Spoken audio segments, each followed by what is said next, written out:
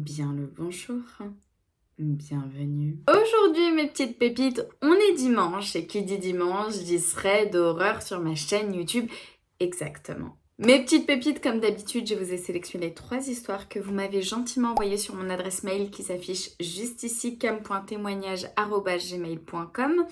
Alors, je vous ai choisi 2 histoires écrites que vous m'avez envoyées par mail et j'ai sélectionné une histoire sur TikTok. J'aime bien un petit peu, comme j'ai fait dans mon ancien thread, j'aime bien un petit peu apporter une petite vidéo comme histoire. Je trouve que ça apporte un peu plus de vie au thread d'horreur. Je sais pas, dites-moi, je sais que la vidéo vous a plu de Skyrock la semaine dernière. J'ai vu un petit peu les commentaires, vous avez été intrigués par ce jean de Skyrock. Donc cette histoire sur TikTok m'a un petit peu choquée, je me suis dit oh my god, il faut que les pépites l'écoutent. Donc la dernière histoire, ça sera cette vidéo qu'on va bien évidemment commenter ensemble. C'est juste une meuf qui raconte, ça fait pas peur, il n'y a pas d'image un petit peu flippante comme mon monteur Mathieu pourrait vous mettre par-ci par-là. Sur ce, mes pépites, je vous propose qu'on passe tout de suite à la première histoire. Père Castor, raconte-nous une histoire. Hello Cam, je t'écris aujourd'hui pour te raconter mon expérience qui m'a vraiment traumatisée. Voici mon histoire. Je suis partie il y a quelques temps avec une amie qu'on appellera Maïssa, en vacances chez son père et sa belle-mère. Cette semaine-là, son père était en déplacement, mais il y avait quelques membres de sa famille présents également. Ils habitent dans une très belle maison de campagne avec un jardin magnifique et une dépendance près de la maison. Nous décidons toutes les deux de dormir dans la dépendance de façon à être tranquilles et pouvoir profiter. Les vacances se passaient très bien. Un soir, on se racontait des histoires pour se faire peur, d'esprits, de possession, etc. Elle étant dans la religion et moi croyant fortement au paranormal, il était intéressant de partager nos visions de la chose. Dans la conversation, je me souviens lui avoir dit « Mais comment on peut voir dans les yeux d'une personne si elle est possédée ?» Pour moi, cela me semblait impossible. Mais tu sais ce qu'on dit, Cam ? Le regard est le miroir de l'âme. Bref, la soirée se passe, il se faisait tard et frais. On décide alors de rentrer à l'intérieur de la dépendance. La nuit tombe, on décide de faire nuit blanche. On discute, on rigole, tout se passe très bien. Le lendemain, nous avons passé une journée incroyable. Balade, activités, tous les éléments étaient réunis pour que la suite du séjour soit parfaite. C'était sans compter sur cette soirée qui a tout fait basculer. Nous étions posées toutes les deux. J'étais assise en tailleur sur le lit et ma copine, elle, était allongée sur le côté. Elle reçoit un message d'un membre de la famille qui était dans la maison. Puis, elle penche sa tête en arrière et me regarde. La forme de ses yeux avait changé. Ils étaient très ronds et la couleur avait foncé. Ils étaient quasiment noirs. Elle arborait aussi un très grand sourire. J'ai repensé à la conversation de la veille et avait du mal à reconnaître son visage. Je n'ai jamais vu ma copine avec cette expression de visage. Son regard me glaçait le sang. Maïssa a commencé à rire. Un rire qu'elle n'arrivait pas à contrôler. Elle se redresse et s'assoit en tailleur aussi. Et elle continuait à rire encore et encore. À ce moment-là, je me suis levée et je me suis mise au pied du lit car une chose en moi que je ne peux expliquer me disait de ne pas m'en approcher. Elle me dit en rigolant « Je ne t'entends pas ». Alors je répète de plus en plus fort jusqu'à presque crier et elle me disait ne pas m'entendre. Les choses s'empirèrent. Elle commença à réciter une phrase en arabe et ne le parlant pas, je m'en souviens plus trop, mais ça finissait par « Na'ashetan ». Ça, souvent, c'est pas bon. Quand on dit « Na'ashetan », c'est pas bon. « Na'ashetan », on le dit quand on a peur, genre c'est quoi ça ? Une vision d'horreur. Maïssa se met à lever la tête vers le plafond et à grogner. Oui, à grogner. Puis elle recommence à dire cette phrase, puis regrogner pendant une dizaine de minutes. Elle avait des moments de lucidité et elle me disait « Mets du Coran, n'aie pas peur, je ne vais pas te faire mal, mais mets du Coran ». Moi j'étais totalement terrorisée, paniquée. Je prends le téléphone et je mets du Coran. Le verset Ayat al-Kursi, c'est très bien, c'est celui que je vous dis tout le temps, faut le mettre quand vous avez peur. C'est le verset le plus important du Coran. J'ai mis au hasard car je ne connaissais absolument pas. Et bah t'as très bien fait. Du coup, elle se lève et ouvre les stores pour sortir car oui, nous étions enfermés ensemble. À ce moment-là, il était 20h29. Je m'en souviens comme si c'était hier car c'était l'heure de la prière. Ce soir-là, j'ai eu la sensation que la nuit était tombée rapidement. Un voile sombre recouvrait le ciel. Nous étions pourtant en plein été. Maïssa part de la dépendance et s'installe seule dehors en continuant ce qu'elle faisait dans la chambre, c'est-à-dire à grogner, Je profite de ce moment pour expliquer à sa belle-mère ce qu'il se passait. Elle l'a directement rejoint dehors avec un de ses membres de la famille. Moi, j'étais en panique totale, je faisais que pleurer. Et j'ai dit à une autre personne de la famille d'aller marcher avec moi pour me calmer. On part donc marcher dans la nuit, dans cette campagne, mais je n'arrivais pas à me calmer. J'appelle ma mère et je me mets à pleurer. J'arrivais plus à parler. La personne qui m'accompagnait prend le téléphone et dit à ma mère « Écoutez bien, ne vous inquiétez pas madame, on a l'habitude des choses comme ça. » Sur le moment, j'étais choquée et dans l'incompréhension totale. Comment ça, ils ont l'habitude? J'étais tellement sonnée de la situation que je l'ai capté que 3 jours après. Je raccroche avec ma mère qui était un peu paniquée. À ce moment-là, je me dis que la seule chose qui puisse me calmer est de voir mon ami revenir à son état normal. Nous retournons donc à la maison. Et là, j'entends au loin cette fameuse phrase en arabe qu'elle répétait au début. En me rapprochant, j'entends qu'elle la répète en boucle et super fort, mais avec une voix d'homme. J'ai des frissons dans tout mon corps.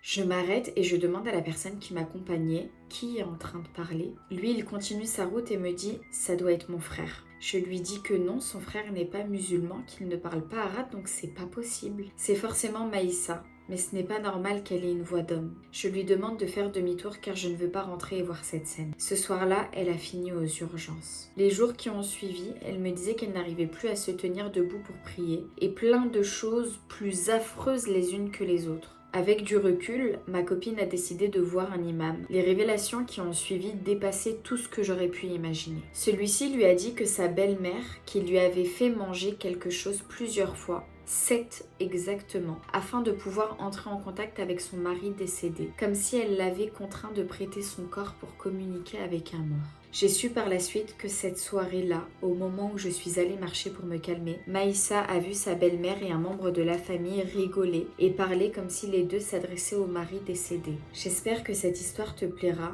Moi, elle m'a traumatisée.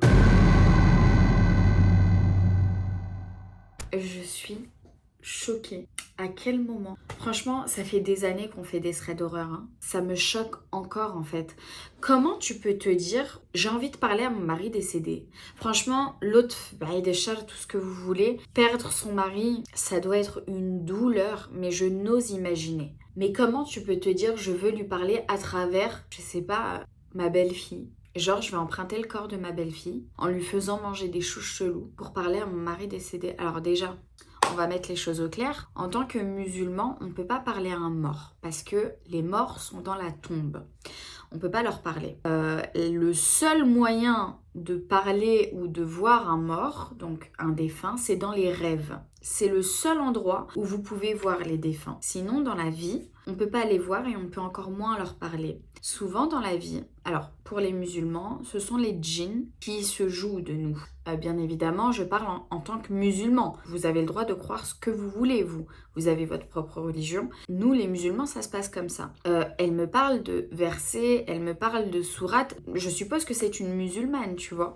Donc, je comprends pas comment elle s'est pas dit on ne peut pas parler aux défunts. Nous, dans notre religion, c'est pas possible. Mais quand même, elle a tenté et non, tu peux pas parler aux morts et puis même ça se fait pas d'ensorceler ta belle-fille pour parler à ton mari décédé, c'est horrible de faire ça. Skina. Et puis en plus, du coup, toi ma bébé, t'as été traumatisée mais à vie.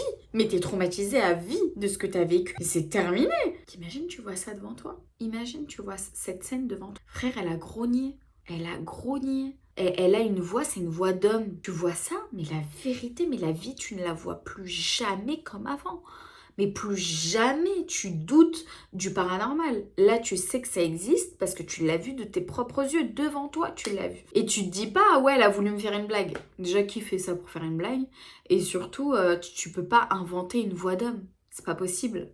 Et pourtant, dans les trucs comme ça, je vous jure, tapez même pas sur internet des trucs genre possession, nan. Vous serez choqués, vraiment. Ah, ça me donne les frissons dans tout le corps. Merci ma pépite pour ton histoire. Je vous propose mes pépites qu'on passe tout de suite à la deuxième histoire. Père Castor, raconte-nous une histoire. Salut Cam, je ne veux pas qu'on me croie.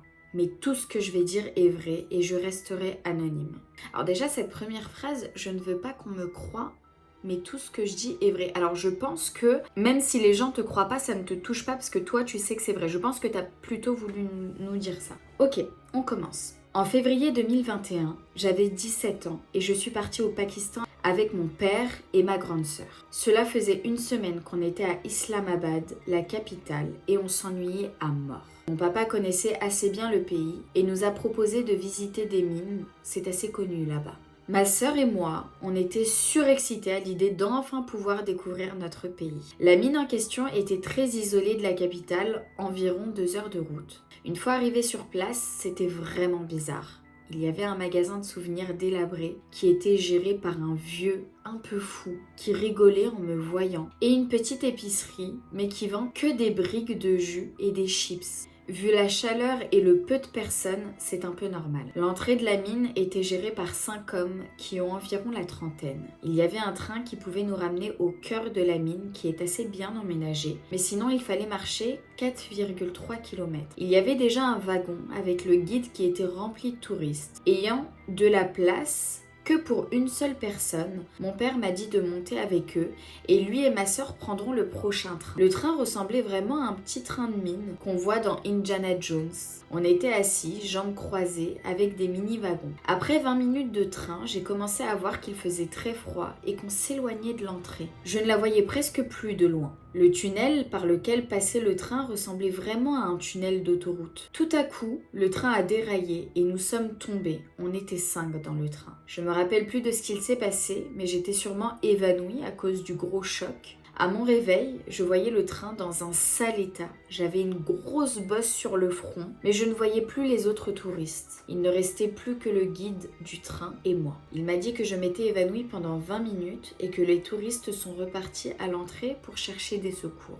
Après cela, il m'a dit de le suivre pour qu'il me donne de l'eau et de quoi manger. J'en ai profité car on est arrivé au cœur des mines pour un peu visiter. C'était super beau. Ils avaient fait des structures en pierre, des monuments pakistanais, un endroit pour prier. J'avais remarqué qu'il y avait énormément d'hommes qui étaient là. Ils géraient l'endroit. Il y en avait certains qui étaient armés avec des machettes. Il y avait des endroits super obscurs. En gros, on ne voyait rien, mais absolument rien. Et le guide m'avait expliqué que c'était très dangereux car on pouvait tomber dans le vide. En gros, on pouvait continuer à marcher jusqu'au rebord de quelque chose, qu'on pouvait tomber dans le vide tellement il faisait noir et qu'on voyait rien. C'était super dangereux car on pouvait tomber sur des pics de roches et mourir sur le coup. Il m'a expliqué qu'un groupe de touristes avait récemment eu un accident similaire à celui-ci. À ce moment précis, mon instinct m'a dit de déguerpir le plus rapidement possible. Cherchant 1000 excuses pour partir, j'ai enfin réussi à me frayer un chemin et à marcher super vite vers l'entrée de la mine. Je n'avais pas de réseau, mais uniquement un paquet de mouchoirs et du gel hydroalcoolique qui, croyez-moi, va me servir pour la suite. Cela faisait 20 minutes que je marchais quand tout à coup, j'ai ressenti quelqu'un me taper dans l'épaule. C'était le guide, avec une machette à la main. Il me dit: tu pars sans dire au revoir? Il était accompagné de 2 autres hommes. Je lui réponds: mon papa et ma grande sœur vont s'inquiéter, vous voyez. Je dois vite partir. Avec un sourire tellement vicieux, il me répond: tu ne veux pas rejoindre les touristes? Oh mon Dieu, mais c'est glauque. À ce moment précis, je me dis: t'as 2 options. Soit je fais genre je rigole et je me fais tuer, soit je sors mon gel hydroalcoolique et je lui mets dans les yeux et je tape mon meilleur sprint, surtout que je voyais à l'horizon l'entrée de la mine. Bien sûr, j'ai opté pour la 2e option. J'ai tapé mon meilleur sprint et j'étais tombée à plusieurs reprises sur le chemin. Mais heureusement, ils ne m'ont pas suivi. Merci Agnogel d'ailleurs. Bon, on remercie Agnogel. À mon arrivée à l'entrée, j'avais une sale dégaine, pantalon en lin déchiré et troué avec mon genou ensanglanté, une bosse énorme sur mon front, mon sweat rempli de boue et j'avais perdu une chaussure en cours de route. Mon père me dit: ah bah enfin, depuis tout à l'heure on attend le train, mais qu'est-ce qui t'est arrivé? Ma sœur et mon père, en entendant mon histoire, ont décidé d'engueuler les gens à l'accueil. Sur quoi ils répondent: mais vous racontez quoi? Il n'y a pas de guide, ni de gens qui habitent dans les mines. À cause de mes blessures, je me suis encore effondrée. Et à mon réveil, sur un lit d'hôpital, ma grande sœur m'expliqua tout. Il n'y a eu aucun touriste qui était de retour. Ils ont fouillé toute la mine, mais aucune trace des bandits et du guide. Mon père a déposé plainte contre les gens s'occupant de la mine, mais aucune réponse, vu la corruption du pays, ça ne m'étonne pas. Ça c'est lui qui le dit, hein, c'est pas moi. M'a mis entre parenthèses. Je m'étais souvenu que le guide m'avait dit qu'un groupe de touristes était tombé dans les pics, mais j'ai décidé de ne pas en parler. Malheureusement, on n'en a pas entendu parler aux infos et ça n'a pas fait énormément de bruit. Je suis choquée. Oh là là, mes pépites, il y a tellement de choses à dire sur cette histoire. Premièrement, il n'y a pas de guide, il n'y a pas de train, mais ils sont passés où? Les touristes, les 4 personnes qui étaient avec lui. Où sont passés ces gens? Ils sont sûrement morts à l'heure qu'il est, paix à leur âme. Vraiment, je suis choquée. Mais t'as eu une chance, frérot. Mais ce qui est trop bizarre, c'est que pourquoi toi, ils t'ont pas emmené avec eux? Pourquoi ils ont laissé, ils t'ont laissé te réveiller tranquillement? Ils pouvaient pas te porter? Peut-être les autres pouvaient marcher. C'est pour ça que... Et ils pouvaient pas te porter pour t'emmener quelque part. Parce que peut-être que soit t'étais trop lourd pour eux. Je dis pas que... Voilà, hein, mais... peut-être qu'il y a quelqu'un, il se voyait pas te porter pendant, je sais pas, peut-être 30 minutes de marche dans la mine. Il s'est dit non, ça va être trop galère pour moi, donc je laisse se réveiller. Et après, je l'emmènerai avec moi. Mais dans ce cas, pourquoi il t'a laissé partir facilement? C'est ça que je comprends pas. Et 20 minutes après, il revient te voir? C'est ça que je comprends pas. Comment t'as pu t'en sortir? Dieu merci, tu t'en es sorti, vraiment, Dieu merci. Mais comment ils ont pu te laisser partir facilement, sachant qu'ils organisent tout ça? Et puis même, enfin, c'est trop dangereux de te laisser partir. Forcément, tu vas parler. Moi, j'ai envie de te croire. Je te dis la vérité, j'ai envie de te croire. Surtout que tu insistes et tu nous dis c'est vrai, croyez-moi, c'est vrai. J'ai envie de te croire. Et c'est très... Enfin, c'est probable. En vrai, c'est probable. Mais par contre, comment t'inventes un train? Parce qu'il y a des rails. Enfin, comment t'inventes un train? Forcément, les gens voient qu'il y a des trains qui passent. Peut-être qu'ils font genre, ils connaissent rien, ils savent pas. Et il n'y a pas de train, qu'est-ce que tu racontes? Mais un train, ça se voit. Trop bizarre cette histoire. Mais en tout cas, mes pépites, si cette histoire est vraie, vraiment, c'est très bizarre parce que c'est comme ça qu'ils tuent les gens. Alors, dans les mines, je pense que je vous l'ai dit dans les threads d'horreur, c'est sombre, c'est obscur, c'est fermé. Personne ne passe là-bas. Ces adjectifs font que les djinns y habitent. Et dans les mines, il y a énormément de djinns. Donc est-ce que c'est pour faire des sacrifices? Est-ce que c'est pour faire des rituels? J'ai bien peur que oui. C'est horrible. Mais vraiment, si cette histoire est vraie, c'est horrible. Mais Dieu merci, tu t'en es sorti. Et je pense que... je sais pas. En vrai, je sais pas. T'as eu le courage de lui balancer ton gel hydroalcoolique dans les yeux. Écoutez, dites-moi en commentaire ce que vous en pensez de cette deuxième histoire. J'ai vraiment envie de croire cette personne. Vraiment, vraiment. Mais je sais pas, ça m'a l'air un peu trop film. Tu vois ce que je veux te dire? Mais en vrai de vrai, enfin... Même moi, mon histoire paranormale, hein, à croire que je l'ai inventée aussi. La vérité est tellement what the fuck que je comprendrais. Hein. D'ailleurs, j'ai dit dans cette vidéo, dans mon histoire paranormale, j'ai dit dans cette vidéo, si vous me croyez pas, je le comprends. Tellement c'est fou, je comprendrais, vraiment. Dites-moi en commentaire, vraiment, ce que vous en pensez de cette histoire. Dites-moi, j'ai besoin de votre avis. Et sur ce, passons tout de suite à la troisième histoire, donc la vidéo TikTok qu'on va regarder ensemble. Donc c'est une story time d'une femme qui parle de son expérience paranormale. Père Castor, raconte-nous une histoire. Je sais pas si on s'est fait droguer ou si on a atterri dans un restaurant de djinn, mais ça remonte à l'année dernière. Ma pote Morgane m'appelle. Vu qu'elle passe tous ses étés à Malaga de fin mai jusqu'en septembre, elle a dit prends ton billet d'avion, rejoins-moi à Malaga. L'appartement et la voiture de sa tante, cœur sur elle. Du coup, je prends mon billet d'avion, je prends mon avion. Elle vient me chercher à l'aéroport, on passe un trop bon début de séjour. Là, elle voit un restaurant club sur les réseaux qui avait l'air juste incroyable. Que du beau monde, un marketing de malade mental sur Insta. On doit y aller là. Là, on doit y aller ce soir, on doit être là-bas. Vraiment the place to be. Donc Morgane, elle appelle pour qu'on puisse réserver. Ici, c'est elle qui parle espagnol, c'est vraiment pas moi. Et donc, elle demande une réservation. Et quand elle demande la réservation, vous savez ce qu'ils disent? Oui, on va vous mettre sur liste d'attente parce que c'est blindé et tout. Attendez, parce que vous allez être surpris. Parce qu'il y a un spectacle de danse, ils dansent de cabaret, machin. Et nous, on se dit, mais c'est un truc de fou, ça va être blindé. C'est un restaurant club qui ferme à 2h du matin. On décide d'aller à la plage et tout. Et pendant qu'on est à la plage, qu'on est en train de faire bronzette, on reçoit une confirmation comme quoi qu'on est prise pour une table de 2. Trop excité, on rentre à la maison, on se met en bombe. Parce que je vous ai dit, il n'y a que du beau monde là, magnifique. Et on avait réservé pour 21h. On arrive, on se dit, wesh. Il y a personne, en fait. il disait liste d'attente, machin. Je vois, il n'y a que nous et une autre table. On se dit tranquille, c'est les horaires espagnols, les gens ils vont arriver tard, etc. Un pote Morgane et moi, on a un instinct. Je vous jure, on sentait qu'il y avait un truc bizarre ici. On regarde autour de nous et franchement c'était trop stylé, genre sur les murs il y avait écrit chérie c'est pas ce que tu crois, bref je vous ai dit un marketing de fou, sur les assiettes aussi. On commande une petite bouteille, le serveur il a ouvert devant nous, donc franchement il n'y avait aucun risque. On prend un petit verre, on demande ce qu'on veut manger, on commande un risotto, il était incroyable d'ailleurs. Les détails mais ils ont leur espèce d'importance. Les serveurs à Malaga ils sont très gentlemen, ils t'appellent mon ciel, mon bijou, mon trésor, des dingueries, mais sans arrière-pensée, c'est pas comme ici. Du coup ils nous ramènent notre petit risotto. On commence à manger et là d'un coup on se sent pas bien. Mais quand je vous dis on se sent pas bien, on se sent pas bien en mode état second. Je connais très bien mon corps mais comme je suis une meuf un peu anxieuse, je commence à paniquer. Je me dis là, j'aime pas perdre le contrôle. Je me dis à tout moment je fais un malaise, ils font ce qu'ils veulent de nous. Et comme ça sentait pas bon, il était hyper classe, même le DJ était hyper classe. Il s'est posé, il a mangé son meilleur burger avant de commencer à mixer. Un parmi eux, il titubait, il arrive, il avait un bête d'afro. Et en fait, il vient me checker, il me dit « J'aime trop tes cheveux et tout, ils sont trop beaux. » Et il était pas du tout comme les autres. Genre, on dirait qu'il était drogué. Il était complètement high. Et vraiment, avec Morgane, genre, on se sentait vraiment pas bien. Donc je me dis « Vas-y, je vais aller aux toilettes pour me rafraîchir. » Je vais aux toilettes. Et vous savez, c'est comme sur les photos de leur Insta. Il y a plein de carreaux, mais qui se déforment, genre comme ça. Du coup, ça a alimenté mon état d'anxiété généralisée. J'arrive, et puis au moment de me laver les mains, je regarde dans le miroir, je me vois pas. Mais je vois tout sauf moi.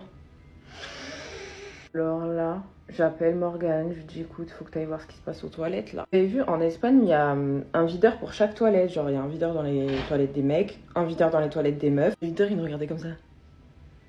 Je vous jure, ça faisait flipper. Morgane, elle commentera, je vous jure, je suis pas une mytho. Morgane, on se regarde, on se dit putain, mais où est-ce qu'on a atterri? Morgane, elle arrive, elle se voit pas non plus dans le miroir. On commence à paniquer. On retourne à notre table, on analyse tout ce qui se passe autour. Troisième et quatrième table qui arrivent, mais ça s'arrête là. Le truc, il n'était pas du tout blindé. Nous, on attend la musique, on voit le DJ, il a disparu. On se pose, on se dit, attends. Un videur drogué, un des serveurs complètement high. Tourne, le DJ qui mangeait son burger, il avait disparu. On se sent vraiment mal. Donc moi, je lui dis, écoute, je vais aller prendre l'air dehors pour sortir d'ici. Maintenant, je sors prendre l'air et je vois pas, il y a la police devant le resto club. Moi je reviens, je me dis bon, dinguerie, qu'est-ce qui se passe? Et je viens et je dis à ma pote Morgane, il y a les flics devant le resto club là. On n'a même pas encore fini notre assiette, on voit que les tables elles se vident. Tout le monde s'est barré, ils ont quitté la table. Moi je regarde Morgane et je dis Morgane, je crois que les gens ils sont partis sans payer. Il se passe un truc très bizarre, donc on va pas payer en fait. Il y a un nouveau serveur, inconnu au bataillon, qui nous dit faut que je vous encaisse, on va fermer.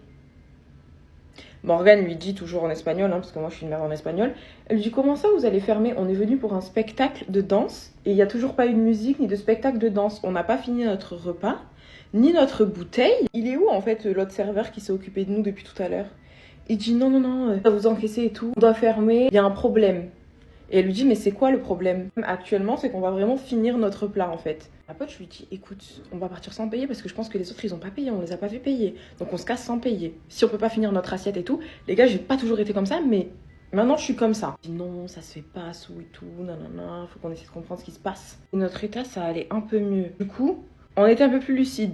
Et donc, quand le serveur il nous sort un espèce de mytho. Oui, en fait, il y a les voisins qui ont porté plainte parce qu'il y a trop de bruit. Alors, je vous ai dit, il n'y avait pas de musique. Il y avait une musique en fond très basse. Ils sont censés avoir une licence pour tout ça, là. Donc, ils nous prennent pour des cons. Du coup, on doit vraiment vous encaisser et fermer. Moi, je dis à Morgane, écoute-moi bien. On n'a pas fini nos assiettes, qu'il n'y a pas le spectacle, qu'on n'a pas eu le temps de finir notre bouteille. On paye pas. Elle me dit non mais sous ça se fait pas et tout, moi je fais pas des trucs comme ça. Et je vous jure que ça se fait. Pour un spectacle, il n'y a pas de spectacle, le club il est vide, t'as même pas eu le temps de finir ton assiette, il décide de fermer subitement, on sait pas pourquoi. Non, on paye, j'ai encore le seum d'avoir payé pour ça. Sort et là il y avait un groupe de filles qui parlaient, qui disaient où est-ce qu'on va aller maintenant? Elle fait un enterrement de vie de jeune fille, c'est trop bizarre et c'est réellement passé dans ce restaurant, nanana. Morgane elle parle en espagnol avec elle et tout. Et avec Morgane on se dit on va rentrer parce que quand c'est comme ça que c'est mauvais signe, enfin ça sent pas bon, vaut mieux rentrer chez soi, on sait jamais comment la soirée elle peut finir. Je rentre à la maison, moi je me démaquille, skincare, je vais au lit. Morgane elle toque dans ma chambre, elle me dit Sou, tu vas être choquée. Je dis qu'est-ce qu'il y a? Elle me dit, je viens de me rappeler d'un truc qu'il y avait écrit sur la carte et c'est trop chelou. Trouver une photo de la carte, du genre, tout ce que vous verrez ici n'est que mensonge. Demain, quand tu te réveilleras, tu te rappelleras que tout ça n'était qu'un rêve. Du coup, on commence à bader. On retourne sur la page du Resto Club et il y a écrit fermé définitivement. On ne sait pas ce qui s'est passé. Alors, vous savez, ça me fait penser à quoi? Ça me fait penser à l'histoire qui s'est passée là avec la chanteuse égyptienne. Elle était égyptienne, je crois. Il y a Isis Cappuccino, d'ailleurs, qui fait des vidéos paranormales très très intéressantes, qui avait fait une vidéo sur cette chanteuse qui est partie à un mariage pour chanter. C'était un mariage de djinn. Tapez Isis Cappuccino, mariage, chanteuse, djinn. Vous allez tomber sur la vidéo. Ça m'a fait penser à cette histoire-là. Fermé définitivement. C'est un restaurant fermé définitivement. Comment tu l'expliques? Vraiment, si vous connaissez l'histoire de cette chanteuse-là qui est partie à ce mariage alors que quand elle est revenue sur les lieux, c'était une maison délabrée, abandonnée, alors que quand elle était rentrée, c'était un château mais magnifique. Ça me fait penser vraiment beaucoup à cette histoire. Inch'Allah, ya Rabbi, jamais ça m'arrive. Vraiment, j'espère de ma vie que jamais un truc comme ça va m'arriver. Parce qu'il y a moyen que tu termines en hôpital psychiatrique. Vraiment. Imagine juste que ça t'arrive 2 secondes. En plus, tu l'as vécu avec ta pote. Encore, t'aurais été tout seul. Tu dirais, Pélec, j'ai fumé un truc bizarre, tu vois. Même si tu fumes pas. Ou alors, t'as bu un truc bizarre. Là, t'es avec ta pote. Elle a vécu exactement la même chose que toi. Vraiment exactement. Vous étiez dans le même trip. T'imagines, tu regardes, le resto, il est fermé définitivement. Ça veut dire, t'étais où? T'as mangé quoi? T'as bu quoi?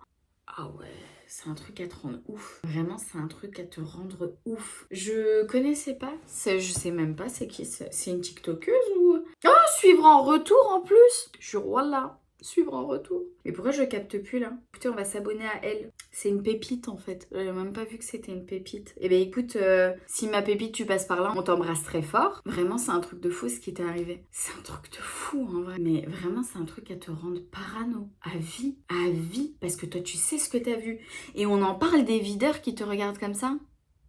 Imaginez juste si elle, la pépite avec sa copine, elle voit quelque chose mais que nous, on voit la réalité. On la voit rentrer dans un restaurant fermé. On la voit rentrer dedans. On la voit parler à des gens que nous, on voit pas. On la voit peut-être danser comme ça alors qu'il n'y a aucun son. On la voit manger des choses alors qu'elle, nous, on la voit rien manger. Alors qu'elle, elle vit vraiment le truc et elle a vraiment l'impression qu'elle mange.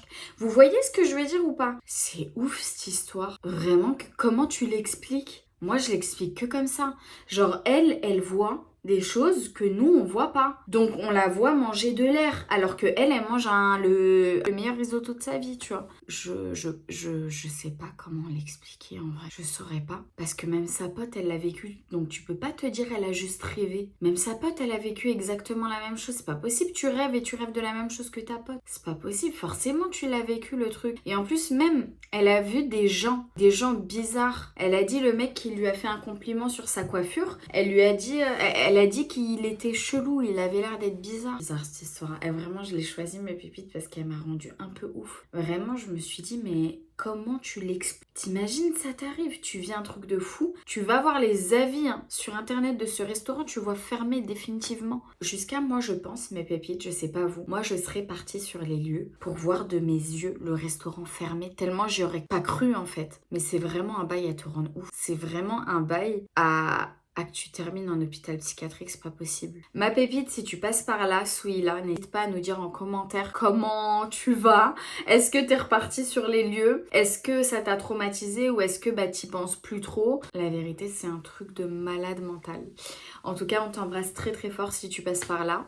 Voilà mes pépites, voilà, ce serait d'horaire est terminé. Comme d'habitude, on se retrouve en commentaire. J'ai trop hâte d'avoir vos avis sur la deuxième et la dernière histoire parce que ça me laisse sans voix. Je vous dis soit à mercredi prochain pour une autre vidéo YouTube, soit ouverture, unboxing de la nouvelle valise Sephora d'ailleurs, qui n'est plus une valise Sephora, ils ont changé. Si vous voulez voir ça en vidéo YouTube, je vous montre ça avec grand plaisir. Ou alors à dimanche prochain pour un autre thread d'horreur. Je vous embrasse très fort et surtout, ne regarde pas derrière toi. Oui.